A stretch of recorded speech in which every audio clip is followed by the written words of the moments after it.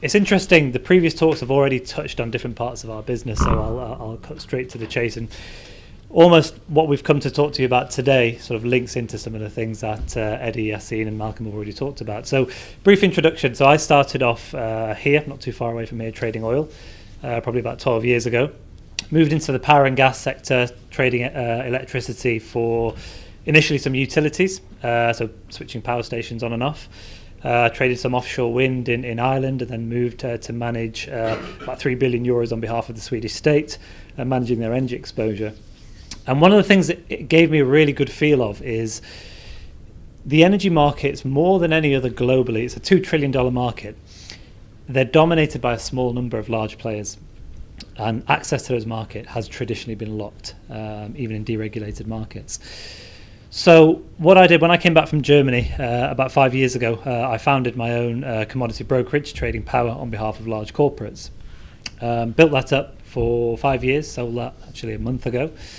And it was probably last summer that I started looking at just how much fat is built into the energy markets.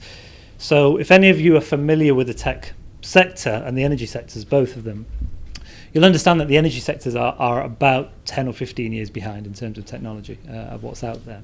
So there's a lot of inefficiencies built into the market. There's a lot of data, and when you add those two things together, what it means is that the end consumer ends up paying a much higher price than there needs to be. So last summer we started looking at the prospect of using artificial intelligence and blockchain to fix some of those inefficiencies in the market. And we founded EnergiMine in November of 16. It was specifically designed to take out as much of the human process in sort of data transmission in the energy markets. I'll give you a really simple example. In the UK, in a lot of deregulated energy markets, you have a system where it's a crazy system. You'll have people paying their energy bills. These are big corporates, so our clients, to be clear, are spending between £1 and £100 million a year on power. And they get billed from the energy company. And then they hire a firm, like my old company, to then check if their energy company was billing them correctly. And they pay management fees of between £50,000 and £100,000 a year for that. And that process was taking, if you take a big retailer with 500 stores, you've got, I won't bore you with all the details, but you've got 26 different elements of an energy bill, and you've got meters that are read every half hour. So if you go back 5 years and do an audit to check all the bills that a company receives, that's probably about 1.3 billion data points. Now that process took 3 analysts, very good analysts working flat out, 2 or 3 months to go through on Excel and Access.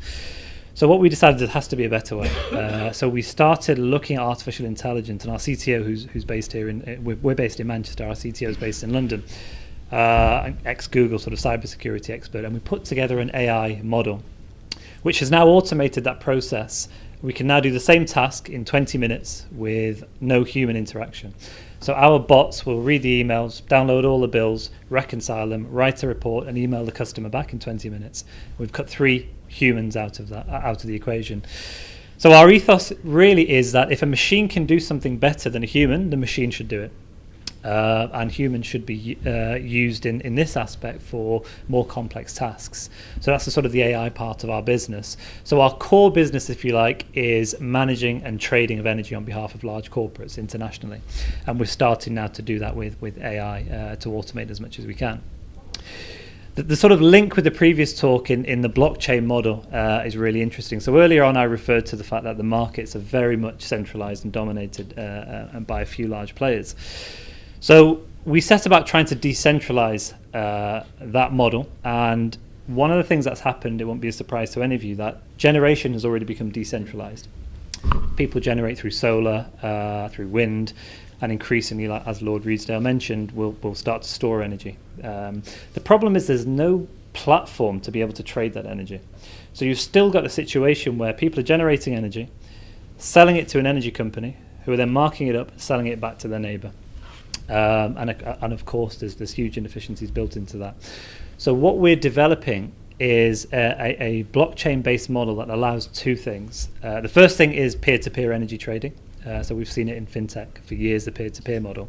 With energy trading, there's a really interesting user case for blockchain to be able to connect those two neighbours, one with generation capacity and one without. And again, Lord Reedsdale mentioned, so we're finalising the terms of the licence with the Decentralised Energy Trading Association to acquire that licence, which will effectively give us exclusive rights for anybody wanting to trade energy in a decentralised way for the next 5 years. Why it's so interesting is that it will immediately turn energy storage into from a security of supply issue into a P&L generator. Meaning, at the moment, a building like this will have a diesel generator for critical operations. Generally, people look at energy, things like diesel generators or energy storage batteries as a security of supply issue.